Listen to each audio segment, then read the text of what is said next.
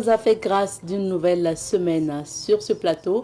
Alors, nous vous saluons. Bonjour encore et bienvenue à cette nouvelle semaine de présentation de l'émission Bonjour le Faso. C'est une nouvelle équipe qui s'installe avec donc aujourd'hui Michael Yamego, Joseph également, et nous sommes ravis de vous retrouver pour l'aventure de ce matin. Alors, madame, messieurs, fidèles téléspectateurs, cette semaine on s'installe à Tibélé pour vous faire découvrir la cour royale de Tibélé ainsi que donc les autres sites tout au long de cette semaine à travers la rubrique à la découverte de bien sûr. Et pour l'information, vous aurez la revue de presse tout à l'heure, suivie de la rubrique invité du jour.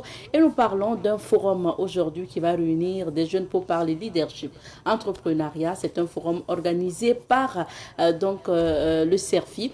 L'intitulé du forum, c'est justement le FOLEM. On en parlera avec les organisateurs sur ce plateau. Et plus tard, bien sûr, on parlera d'un autre événement qui valorise ceux qui chantent pour donc les FDS. Il s'agit du Sodagador. C'est un événement. On va en parler aussi avec les organisateurs de cet événement. Madame, messieurs, fidèles téléspectateurs, merci de vous installer confortablement. Encore bonjour et belle semaine. On part tout de suite et maintenant au niveau donc de la province du Naouri pour débuter l'aventure. Notons que le week-end surpassé, l'Office national du tourisme burkinabé a organisé une sortie au profit donc des journalistes du Burkina Faso. Une sortie qui visait à visiter notamment des sites touristiques de la province du Naouri et naturellement la cour royale de Tébélé a été visitée par donc les agents de l'Office national du tourisme burkinabé, le directeur général mais surtout aussi les journalistes. Alors chez nous à Savane Média, Samuel Moko était de la partie. Il a d'ailleurs visité aussi la cour royale de Tébélé pour nous. Donc on y va pour la visite ensemble puisque nous allons découvrir les images de cette cour royale de Tébélé ensemble. Alors, la cour royale de Tébélé, il faut rappeler, a été inscrite sur la liste du patrimoine mondial de l'UNESCO le 26 juillet dernier. Donc, ce qui fait que depuis le 26 juillet, ce site est classé patrimoine mondial de l'UNESCO. Alors, nous sommes au niveau donc de la visite de cette cour royale de Tébélé. Mais également, il faut rappeler que les journalistes ont visité le pic du Naouri, raison pour laquelle vous avez vu également les images du pic du Naouri. Alors, notons que Tébélé est un département du Burkina Faso situé dans la province du Naouri. Tébélé se trouve à quelques kilomètres de la frontière avec le Ghana. La cour royale de Tébélé est située à quelques kilomètres environ, donc au sud de la ville de Pau. Elle est inscrite sur la liste du patrimoine mondial de l'UNESCO en 2024. La cour royale de Tébélé est un ensemble formé d'une basse-cour et des maisons d'habitation. La cour royale de Tébélé, d'environ 1,2 hectares du moins, abrite environ 250 à 300 personnes. Devant cette cour royale, des guides sont positionnés et attendent les visiteurs. On dénombre au sein de la cour royale de Tébélé 3 modèles de maisons, dont 2 en terrasse. Selon les guides, ces maisons ont une signification. Notamment les maisons en terrasse sont des maisons réservées aux personnes âgées et les maisons pour les jeunes mariés. Il y a un autre modèle de maison en toit de chaume, ce sont les maisons pour les célibataires. Les marches construites sur un côté de la maison et une échelle en bois permettent à ceux-là de monter sur la terrasse. On a également au sein de cette cour royale les maisons mères réservées aux vieilles personnes qui sont en forme de 8. Généralement, les maisons en pays Tébélé comportent 2 pièces, une chambre et une cuisine.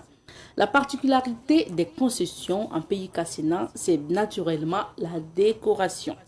Et bien sûr, les maisons sont décorées à l'extérieur tout comme à l'intérieur. Le décor est un ensemble de symboles. Vous observerez par exemple des images de tortues, de bois, de margouillas, de lions, de tambours au niveau donc de l'architecture murale.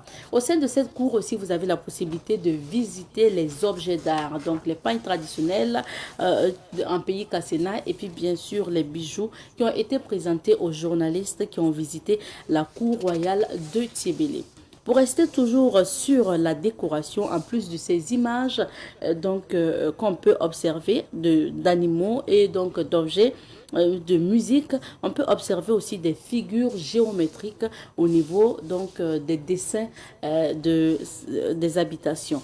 La cour royale de Tiébélé nous offre à voir une diversité de décorations et ces femmes qui travaillent au niveau de la cour royale de Tiébélé, qui font la décoration de ces murs-là et de ces maisons, travaillent beaucoup avec les couleurs, comme vous le voyez à travers les images. Rappelons que l'esthétique relève exclusivement des femmes qui se chargent de l'architecture murale au niveau de la cour royale de Tiébélé et en pays cassé en général. Rappelons qu'au sein de cette cour royale également, il y a une butte d'environ 50 mètres. C'est le lieu où sont enterrés les placentas de tous les enfants nés dans la cour royale. On retrouve également des tombes des personnes de la cour royale décédées. On a l'autel des sacrifices, le figuier et ces pierres sacrées sont assez visibles aussi au sein de cette cour royale de Tiébélé.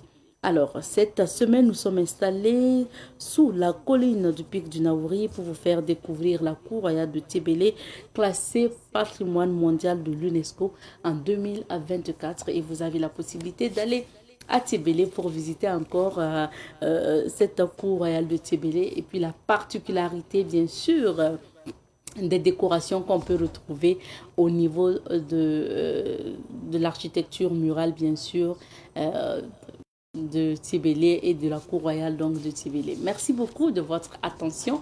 On vous invite à Tiébélé pour encore découvrir ces belles images-là qu'on vous a présentées. Et merci surtout à Samuel Moko, notre Géry, journaliste reporter d'images, qui nous a ramené ces images.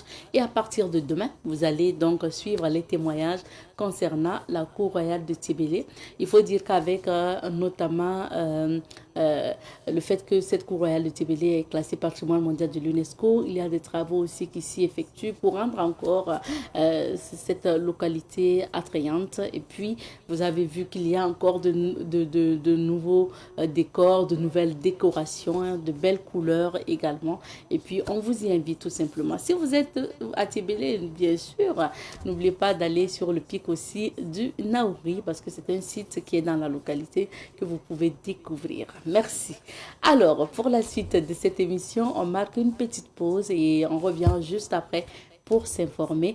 Et on va vous raccompagner avec certainement les images aussi de Tiébélé pour continuer dans la visite, puisque justement, on peut découvrir ensemble ces images tout au long de cette semaine.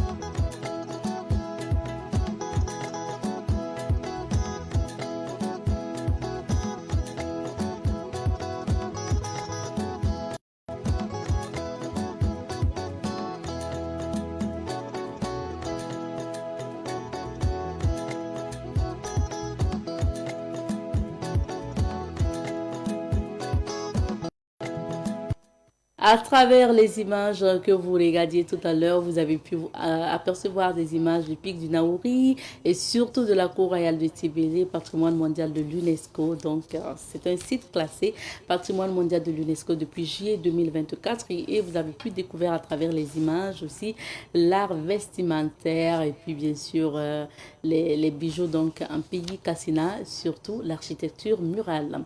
À présent, nous allons nous informer et on s'informe à travers la revue de presse. Je vous donne lecture des titres des différents journaux ce matin. Nous débutons avec le quotidien d'État Sidouaya. Sidouaya qui affiche à sa une ce matin symposium de sculpture sur granit de Lango, une quinzaine d'artistes à l'œuvre. Nouvelle du front, un gros poisson dans les filets des forces combattantes. Cannes 2025, les étalons valident déjà leurs billets. Éditorial, un partenariat plein d'espoir.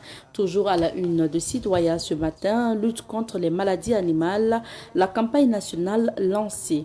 Identification unique électronique de la personne physique, les députés adoptent à l'unanimité la loi. Couverture médiatique du CIAO 2024, les éditions Sidouaya en ligne, en première ligne.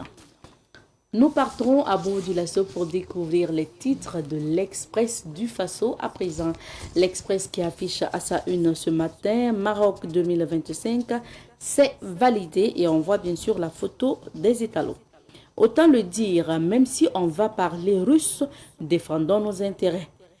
Transparence dans les industries extractives, une session du comité de pilotage à Bobo-du-Lasso.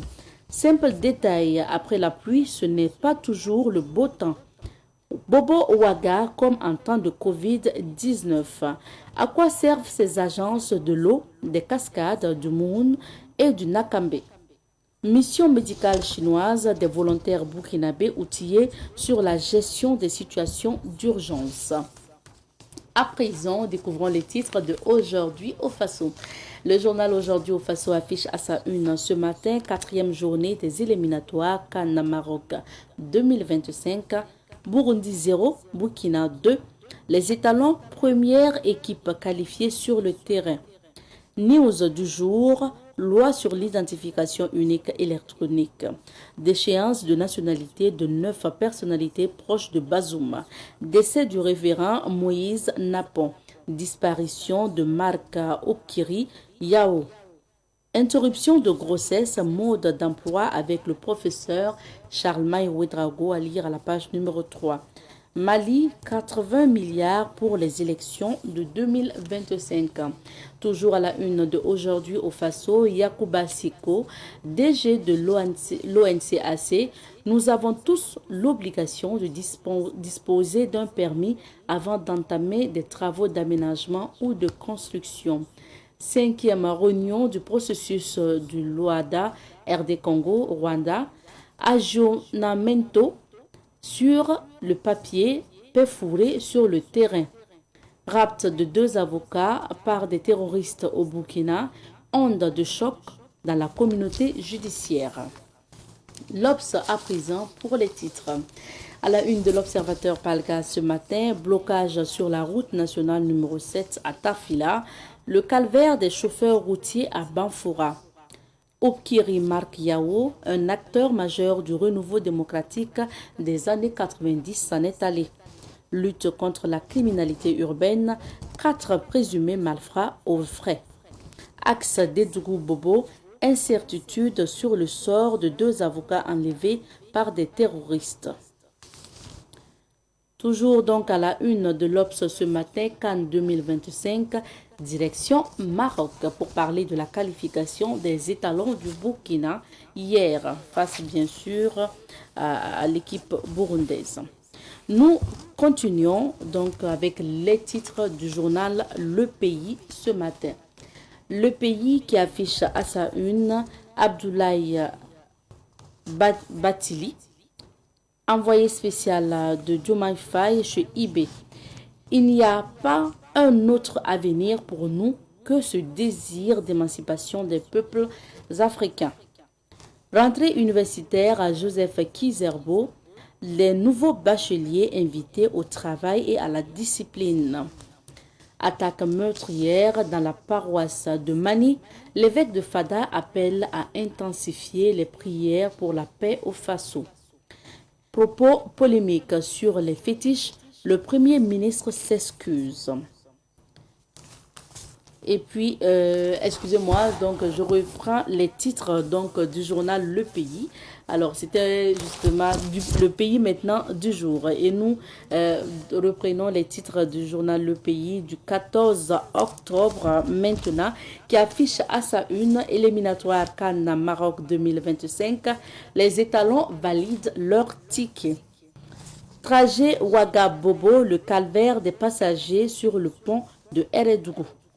Et toujours à la une du Pays, ce matin, identification unique électronique de la personne physique, la loi adoptée à l'unanimité. Conférence du week-end, axe d'Edougou Bobo, 2 avocats stagiaires enlevés. Toujours à la une du journal Le Pays du 14 octobre, décès du révérend docteur Moïse Idrissa Napon. Le gouvernement rend hommage à un leader engagé pour les démunis. Réanimation cardio-pulmonaire de jeunes Burkinabés à l'école des techniques de la Croix-Rouge chinoise. Course épique 2024, l'écurie Kangala remporte le Grand Prix de la Lonabé. Voici les titres à la une du journal Le Pays du 14 octobre ce matin, ainsi que les titres des différents journaux que nous avions sous la main ce matin. Merci de votre attention. On vous invite au niveau des kiosques à journaux pour vous procurer de ces journaux papier afin de les lire. Merci. Quant à nous, on poursuit sur ce plateau. On marque maintenant donc la pause de temps donc de vous faire découvrir les couleurs du temps à travers la météo et on retrouve nos invités. Aujourd'hui, nous recevons pour vous Monsieur Issa Diala. Il est le président du comité d'organisation du Forum du leadership et de l'entrepreneuriat musulman, FOLEM, organisé par le CERFI, le Cercle d'études de recherche et de formation islamique. Et bien sûr, aujourd'hui, on parle de la 2e édition de ce forum. Monsieur Diala, bonjour. Bonjour. Bienvenue sur ce plateau. Merci. Alors, nous sommes également avec Monsieur Kassoum Bikenga, qui est donc responsable de la commission scientifique du FOLEM. Bonjour à vous. Bonjour. Bienvenue sur ce plateau. Merci. Alors, découvrons d'abord le FOLEM. Il y a eu la première édition, M. Dianda. Oui. Est-ce que c'est parce que ça a été une réussite que vous rebellotez? Merci beaucoup pour cette invitation. Je crois que, comme vous le dites, effectivement, la première édition a été un franc succès. Et pour une première expérience, vraiment, nous avons pu mobiliser plus de 500 participants. Et vraiment, le partage, les partages, les échanges ont été vraiment très fructueux. On a essayé de joindre la théorie à la pratique avec des partages d'expériences et vraiment, c'était vraiment fabuleux. Je crois que c'est ça vraiment qui a milité en faveur de la reconduction chaque 2 ans. Voilà. Okay. C'est déjà il y a 2 ans, en 2022. Voilà, pour qu'on puisse revenir cette année pour faire la 2e édition et inviter toujours les gens à nous faire confiance. Alors, c'est quoi le FOLEM? En fait, le FOLEM, comme son nom l'indique, c'est un forum. C'est un forum du leadership et de l'entrepreneuriat musulman. Et c'est essentiellement un cadre d'échange parce que vous savez, nous remarquons de nos jours que tout le monde dans l'administration ou ailleurs, quand on finit les études, tout un chacun pense qu'il faut aller dans le bureau, il faut être quelque part dans une salle climatisée pour pouvoir vraiment s'épanouir et avoir vraiment des revenus. Alors qu'aujourd'hui, on voit que l'administration n'arrive pas à absorber. Et nous le disons, que ce soit ceux qui sont dans l'administration, ceux qui ne sont pas dans l'administration. Aujourd'hui, celui qui se contente même d'un seul revenu ne peut pas vraiment joindre les deux bouts. Et donc, le CERFI a saisi cette occasion pour vraiment rassembler des gens, pour permettre à des gens de comprendre que d'autres possibilités sont là dans la vie. Et on peut être là, mais les opportunités existent, mais on ne sait pas où les saisir. Et donc, le FOLEM a été l'occasion pour beaucoup d'acteurs de comprendre que d'autres chances existent et ils peuvent entreprendre autre chose pour vraiment renforcer davantage leur bien-être dans ce pays. Donc, je crois que c'est essentiellement ce qui a milité en faveur. Ça veut dire que l'objectif, c'est offrir ou donner des champs de possibilités d'entrepreneuriat. Voilà, d'entrepreneuriat, d'expérience réussie, de partage d'expérience et tout. Et donc, et aussi de, comment dirais-je, parce que il va peut-être revenir sur ça. La connaissance même de soi est un aspect important aussi pour savoir que souvent certains pensent qu'il y a des choses, ce n'est pas à leur portée.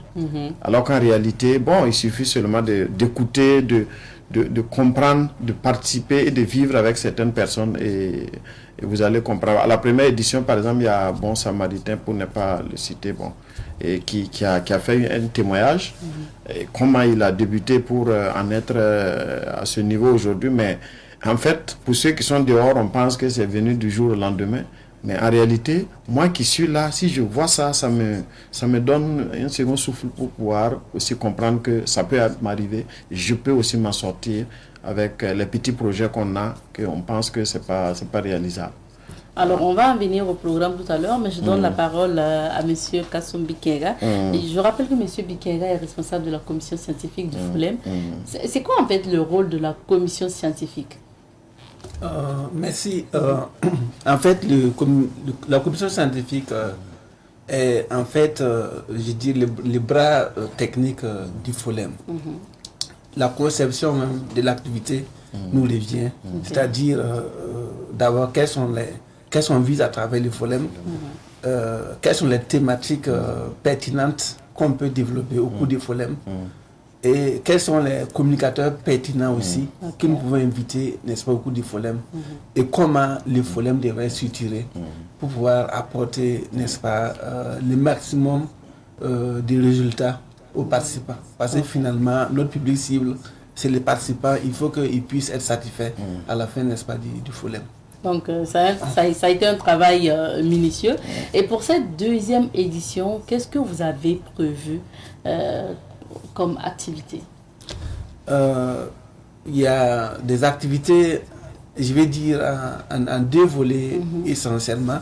Il y a des activités qui se passent en fait dans la salle qui concernent des communications.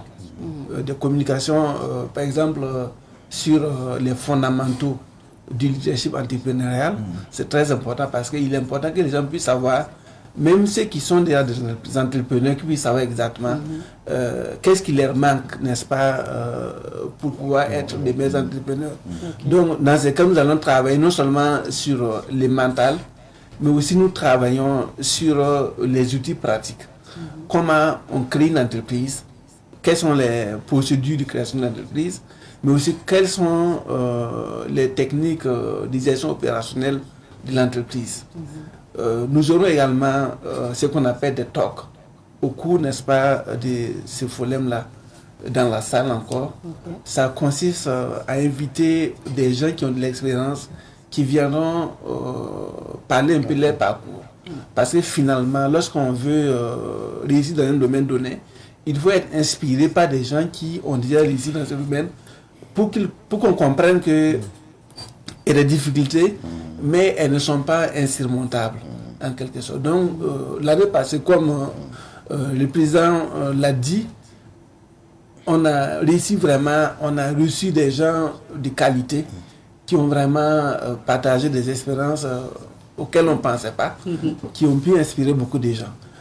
Et en plus, n'est-ce pas, de ce qui va se passer dans la salle, il y a aussi ce qu'on appelle la foire du FOLEM.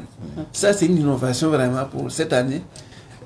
Ça va consister, n'est-ce pas, à avoir des centres d'exposition, des produits locaux, des livres en entrepreneuriat, tout ce que vraiment l'entrepreneur peut présenter au public.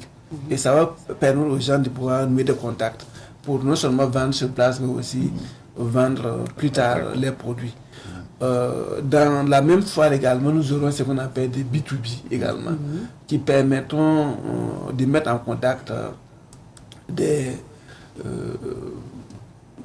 entrepreneurs pour échanger des contacts, mais aussi présenter les activités pour mieux faire prospérer les activités, que ce soit pendant ou après le FOLEM. Mais c'est surtout l'après-FOLEM là qui est beaucoup plus visé à travers, n'est-ce pas, la foire du FOLEM.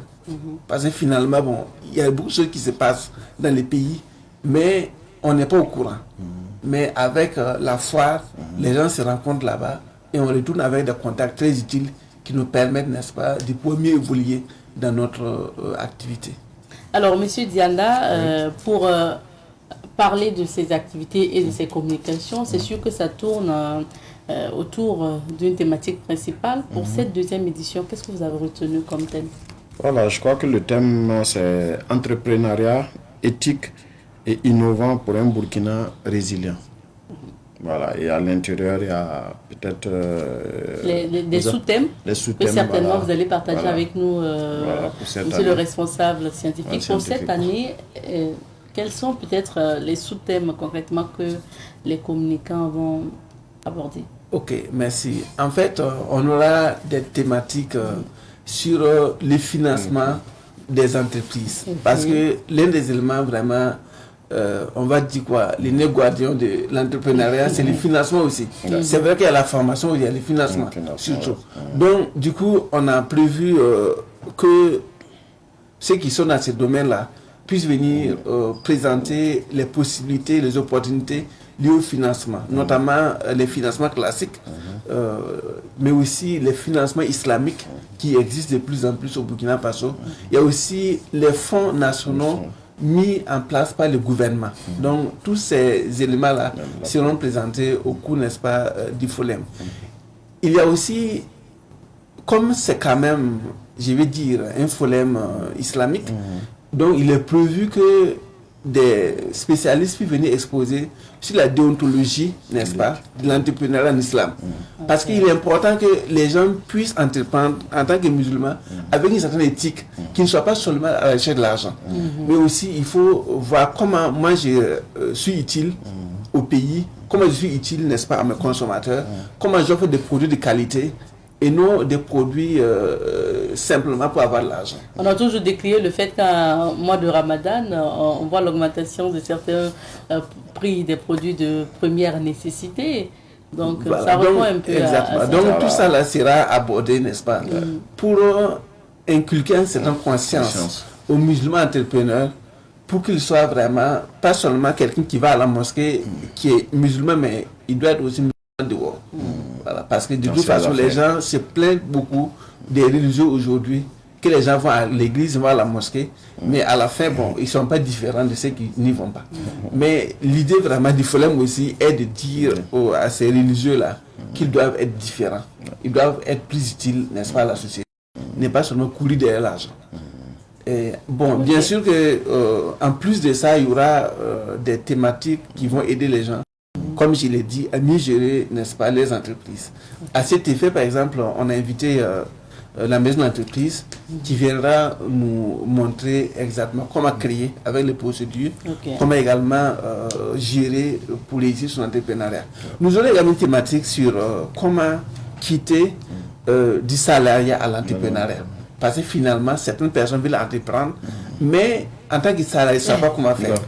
Bah oui, on s'est dit que là, on a la stabilité en tant que exactement. salarié. Donc, l'idée vraiment, c'est de les amener aussi à pouvoir quitter, je vais dire, avec un processus, leur emploi, pour finalement entreprendre sans compromettre aussi, n'est-ce pas, leur activité en tant que salarié. Parce que certaines personnes vont vouloir entreprendre, mais en faisant, je vais dire, du mal à leur employeur. Donc ça aussi, ce n'est pas, je dirais, islamique. Quand on est employé dans une structure, que ce soit de l'administration publique, que ce soit une entreprise, on doit pouvoir se donner pleinement parce qu'on est payé pour ça. Lorsqu'on veut entreprendre, on doit pouvoir trouver les moyens pour passer à l'entrepreneuriat sans toutefois nuire, n'est-ce pas, à l'activité dans laquelle nous sommes.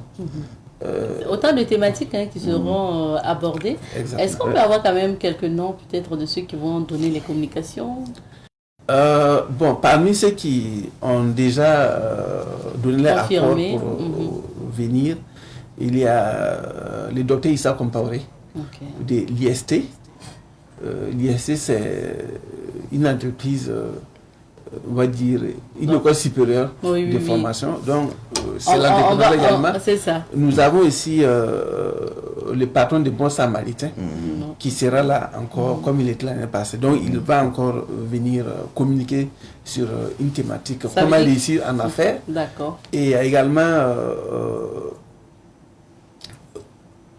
vous avez sélectionné quand même c'est-à-dire des opérateurs économiques ou des businessmen qui ont réussi pour venir communiquer, partager leur expérience. On comprend bien. Donc, on va amoindrir la publicité des entreprises comme ça. On va amoindrir la publicité des entreprises. Est-ce que dans votre intervention, vous parlez beaucoup d'islamique, donc de la religion musulmane, parce que quoi qu'on dise, c'est un forum donc, organisé par le CERFI.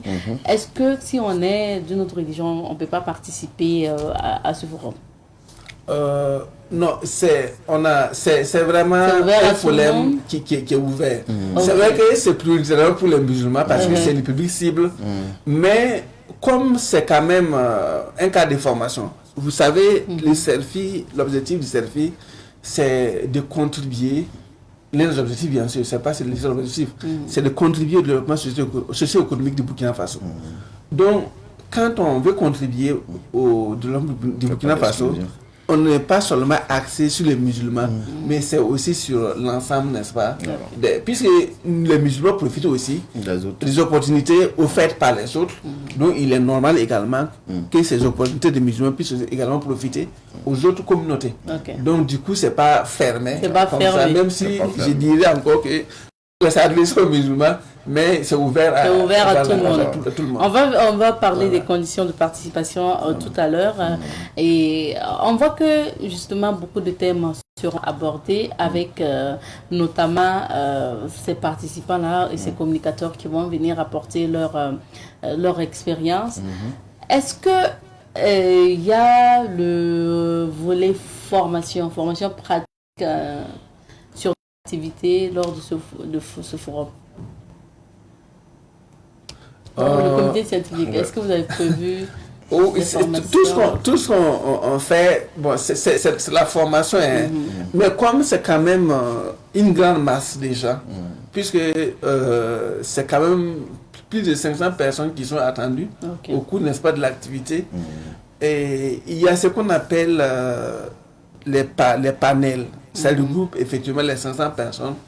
Mais il y aura aussi des ateliers, n'est-ce pas, qui regrouperont un petit nombre de personnes, 100 personnes, 150 personnes maximum.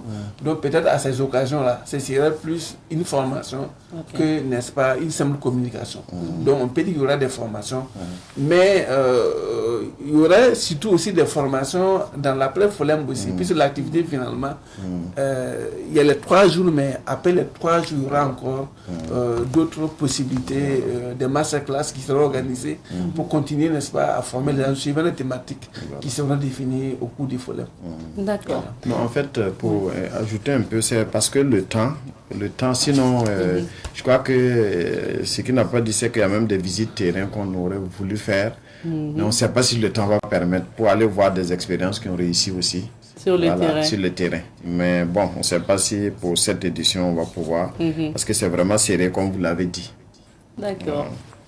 Alors, on verra bien après donc les affiches de ce forum-là, FOLEM du moins, donc ce forum-là, parce qu'on a beaucoup d'activités, communication, foire, et on revient sur justement la foire du FOLEM avec des expositions. Monsieur Bikiega parlait tout à l'heure surtout des expositions de produits locaux.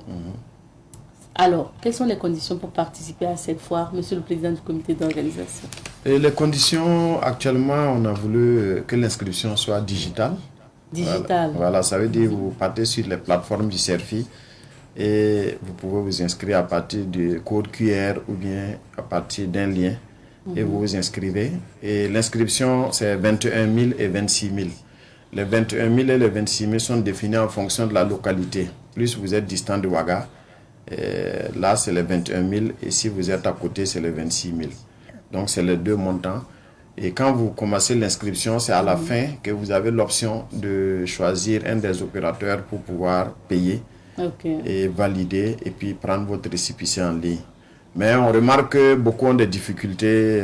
Pour ceux qui sont à Ouaga, est-ce qu'ils peuvent venir directement au siège? Bon, on n'avait pas donné cette possibilité, mais à la lumière les choses, nous avons prévu de mettre en place un dispositif d'aide et d'assistance pour permettre aux gens de pouvoir s'inscrire facilement.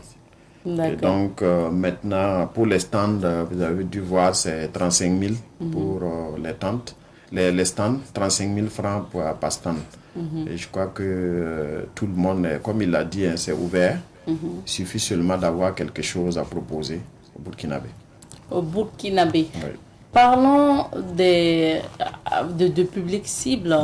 Est-ce que vous attendez plus les jeunes à ce forum? Non, on attend tout le monde. Je crois qu'il n'y a pas de préférence. Mais je crois que ceux qui ont intérêt, c'est surtout les jeunes. Comme on parle d'entrepreneuriat. Voilà. Donc, mais bon, on n'a pas de fixation, on n'a pas de quotas prédéfinis par jeune ou par personne âgée. Mais on attend tout le monde. Voilà. Mais l'idéal aurait été que vraiment les jeunes soient plus nombreux, comme ça a été le cas l'année passée. Et donc, il y a 2 ans. Mais bon, il n'y a pas une fixation ni de quotas prédéfinis. Le FOLEM se tient sur combien de jours? C'est sur 3 jours, du 31 octobre au 2 octobre 2024 au 2 novembre.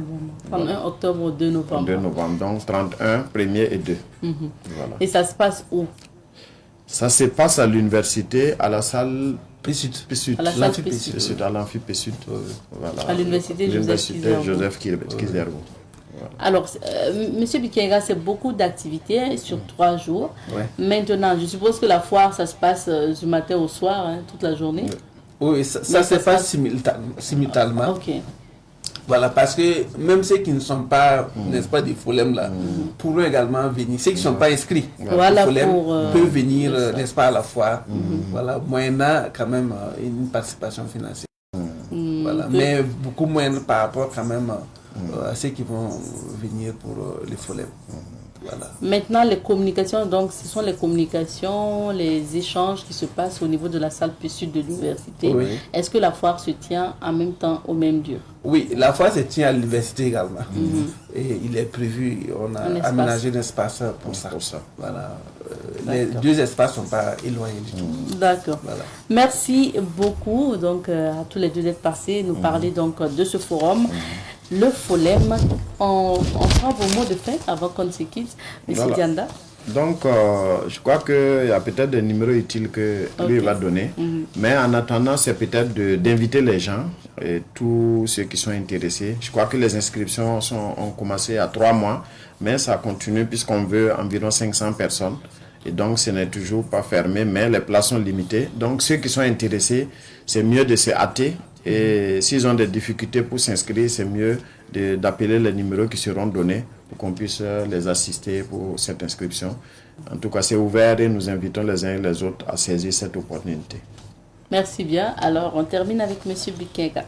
Ok. Donc, pour les contacts, n'est-ce pas, qu'on peut utiliser pour nous joindre, il y a les 57 47 67 59. Il y a les 60 71 96 37 et les 79 92 52 32 et puis les 07 46 81 81. Bien noté, merci bien. D'ailleurs, sur la fiche, on a les contacts également. Vous pouvez faire des captures. Merci beaucoup d'être passé. Et puis, on se retrouvera du 31 octobre au 2 novembre. On espère vous recevoir. Oui, bien sûr. Merci. Bien sûr. Je rappelle que nous étions avec M. Issa Dianda. Il est donc le président du comité d'organisation du FOLEM, le forum du leadership et de l'entrepreneuriat musulman, organisé par le CERFI, il faut le rappeler, le Cercle d'études de recherche et de formation islamique. Nous étions également avec M. Kassoum Bikenga, responsable de la commission scientifique du FOLEM, ce forum qui se tient du 31 octobre au 2 novembre prochain au niveau donc de l'université, à la salle P-Sud de l'université Joseph Kizerbo, où vous avez la possibilité aussi de suivre les communications et de participer à la foire qui sera sur place. On s'arrête ici pour l'entretien d'aujourd'hui. Retour sur ce plateau et nous parlons d'un autre événement à venir en novembre cette fois-ci et nous recevons sur ce plateau les promoteurs de cet événement. Nous sommes avec M. Paulin Midjour. Il est le promoteur des Sodagador, puisque c'est de cet événement qu'on parle. Bonjour. Bonjour madame. Bienvenue. Merci. Nous sommes également avec Akouni Marceline, membre du comité d'organisation des Sodagador. Bonjour. Bonjour. Merci à tous les deux d'être sur ce plateau pour nous parler des Sodagador. Alors, Monsieur Midjour, qu'est-ce qui vous motive, qu'est-ce qui vous a motivé à lancer Sodagador, qui n'est pas à sa première édition, hein? Ouais. Mais déjà à la base, qu'est-ce qui vous a motivé? Déjà, je remercie le peuple burkinabé. Nous saluons également la hiérarchie qui a permis que cette activité en fait puisse se tenir, la hiérarchie militaire et paramilitaire. Nous saluons les différents ministères, le ministère de la Défense, la Sécurité et la Culture qui se sont engagés en fait pour cette activité. Nous disons merci également à Savane Media pour l'invitation et pour l'accueil, qui est déjà un partenaire clé pour les Sodagador qui vont se tenir en fait le 22 novembre du côté de Rossignol, voilà, non loin du cimetière de Darnoy. En fait, pour dire les Sodagador, on l'a initié en fait d'abord pour remonter le moral de ces forces de défense et de sécurité. Vous voyez, par exemple, aujourd'hui, nous traversons une situation où il faut en fait redonner le moral aux soldats sur le terrain. Parce que quand ils reviennent des missions, c'est difficile pour eux en fait de se retrouver. Parce que vivre certaines choses sur le terrain et revenir en ville, c'est pas simple. Donc, même quand vous voyez dans les écoles de formation, nous chantons, nous animons en fait pour remonter le moral de ceux qui sont en formation. Pour dire que la musique aujourd'hui, c'est un élément clé pour le moral des FDS. Parce qu'un soldat sur le terrain qui a le moral, c'est déjà un élément engagé à 100% en fait pour la lutte contre le terrorisme. Donc, cette activité, en plus de remonter le moral des forces de défense et de sécurité, nous visons en fait à célébrer les talents artistiques et aussi à redonner en fait cette dynamique en fait à ces soldats de toujours avoir l'envie de se donner sur le terrain. Donc c'est une activité de distinction également. Une activité de distinction. Est-ce que vous-même vous êtes soda? Moi-même, je suis gendarme de profession. D'accord. Donc c'est important. Vous chantez aussi? Je ne chante pas, je suis manager avec l'autorisation de la hiérarchie, bien sûr. Bien sûr.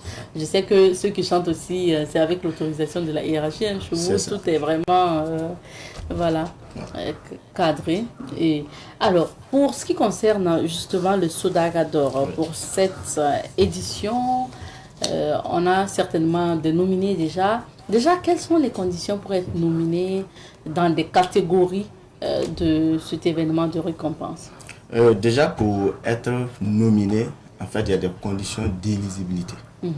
Ces conditions d'éligibilité, en fait, pour être éligible au Sodagador, il faut avoir l'autorisation de la hiérarchie. Il faut être membre du PBDA et il faut avoir, en fait, un compte YouTube où nous pouvons en fait aller visionner les œuvres pour permettre au comité en fait de mieux travailler. Il faut être présent en fait sur les réseaux sociaux pour dire l'artiste doit avoir une page Facebook, voilà, où il est présent pour ne pas en fait être dans l'ombre. Voilà. Et maintenant, nous avons mis un jury en place pour la présélection. Ce jury en fait est composé de 3 personnes. Si vous me permettez, peut-être on va les dévoiler. C'est le capitaine Aimé Césaire, qui est le commandant de l'escadron musique de la gendarmerie. Nous avons Saint-Rémy Traoré, qui est le DG de la maison de production Propulsion Pro. Et nous avons M. Youssef Ouedraogo, qui est le promoteur des FAMA et journaliste culturel également. Ce sont ces 3 têtes en fait qui ont siégé pour la présélection avec des critères que nous allons dévoiler le 22 octobre lors de la conférence de presse. D'accord. Alors aujourd'hui, comme vu que la conférence de presse officielle n'a pas encore eu lieu, on aura du mal à avoir beaucoup d'informations avec vous, c'est pas grave. Vu que l'événement c'est en novembre, on reviendra sur ça. Mais est-ce que vous pouvez quand même donner les catégories en fait les catégories de distinction que vous avez retenues? D'accord. Les catégories de distinction. Pour la première édition, nous sommes allés à 7 catégories. Cette deuxième édition, nous sommes revenus à 6 parce que il y a une catégorie chance, et comme on appelle ça, l'artiste le plus joué en discothèque, que nous avons retiré dans cette deuxième édition, parce que nous n'avons pas eu des informations fiables auprès des discothèques en fait pour dire quel est l'artiste qui a été le plus joué. Voilà. Ces différentes catégories, nous avons la révélation, nous avons l'artiste, la meilleure collaboration, le meilleur clip, le prix du public, nous avons le Sodara d'or même. Et nous ouvrons en fait nos portes parce que il y a la cohésion sociale que nous cherchons. Il y a aussi en fait ce lien de fraternité que nous voulons entre FDS et civil. Donc nous ouvrons nos portes en fait aux civils. Notamment à travers la catégorie chansons civiles rendant hommage au FDS. D'accord. Est-ce à dire que pour les autres catégories, vous récompensez exclusivement les sodas, donc les FDS qui sont chanteurs? Oui. D'accord. Et la seule catégorie où vous récompensez donc les chanteurs civils qui font la promotion, qui valorisent les FDS. Une seule catégorie. Ouais. Ok. Alors, Marceline, on parle des Sodaga d'or, vous êtes membre du comité d'organisation. Pour vous, pourquoi c'est important de rendre hommage aujourd'hui au FDS à travers un événement?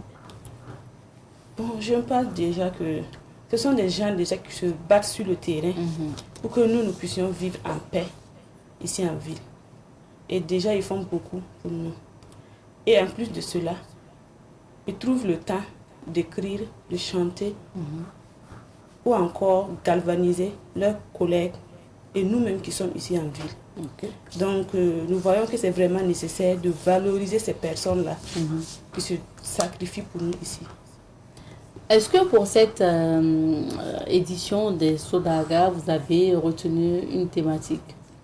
Le thème de cette deuxième édition, c'est la contribution des FDS pour le développement socio-culturel pour une victoire éclatante.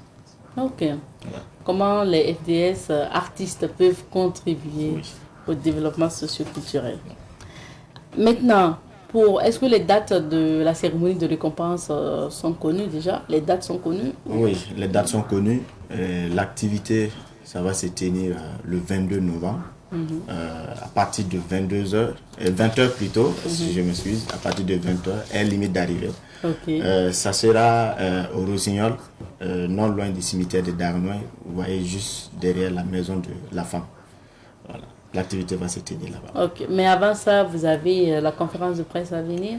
La conférence de presse est prévue pour ce mois, le 22 octobre. Voilà, toujours à Rossignol, à partir de 16h. Ok. Est-ce que les nominés sont connus ou vous allez dévoiler ça aussi? Les nominés sont connus, mais comme la conférence de presse est prévue, nous allons dévoiler en fait les nominés. Les nominés lors de la conférence, de presse. Merci beaucoup d'être passé. On va donner les contacts pour ceux qui souhaitent entrer en contact avec votre comité d'organisation. Marceline? Alors, pour plus d'informations, vous pouvez nous contacter au 77 05 89 74 et au 73 01 92 32. Alors, l'affiche est à l'antenne et vous avez la possibilité, bien sûr, de capturer pour notamment avoir les informations concernant la conférence de presse de la deuxième édition des Sodaga d'or, les Hours des artistes FDS. Monsieur Midjour, quel est votre mot de fin? Nous disons merci en fait à ces femmes et à tous ces hommes qui se sont engagés pour le moral des FDS. Nous disons merci à tous ces partenaires patriotes. Aujourd'hui, nous sommes dans une situation de crise sécuritaire et nous voyons que l'économie frappe à toutes les portes. La crise économique frappe à toutes les portes. Et nous avons ces entreprises-là qui se sont engagées malgré cette situation pour la cause de ces FDS. Et nous rendons hommage à ces FDS qui sont tombés pour la patrie. Et nous rendons un vibrant hommage à ces FDS qui vivent aujourd'hui avec des handicaps de cette situation. Et nous saluons encore la hiérarchie pour les engagements aux côtés de les hommes, qui leur redonnent le moral au quotidien et qui nous permettent en fait de donner toujours en fait cette force à travers la culture. Merci beaucoup, Monsieur Midjour. Merci bien, Marceline. Et rendez-vous déjà le 22 octobre donc au Rossignol pour notamment la conférence de presse de l'événement. Et puis après, on verra donc, on reparlera de l'événement lui-même qui va se passer le 22 novembre. On s'arrête ici pour l'entretien avec nos invités. On marque une petite pause et on revient. Retour sur ce plateau et je vous amène à Tébélé pour terminer l'aventure. Je rappelle que le week-end prochain, donc l'Office national de tourisme burkinabé a organisé une incursion à Tébélé pour visiter la cour royale de Tébélé, mais également le pic du Naouri avec des journalistes. Et Samuel Moko de Savan TV, Savan Media était avec l'équipe et c'est lui qui nous a ramené notamment les images et témoignages que nous allons vous proposer tout au long de cette semaine. Et vous voyez des journalistes heureux parce qu'ils sont sur le pic du Naouri. Alors, ils ont visité également la cour royale de Tébélé. Rappelons pour commencer que Tébélé est un département du Burkina Faso situé dans la province du Naouri et Tébélé se trouve à quelques kilomètres de la frontière avec le Ghana. La cour royale de Tébélé est située à quelques kilomètres environ au sud de la ville de Pau.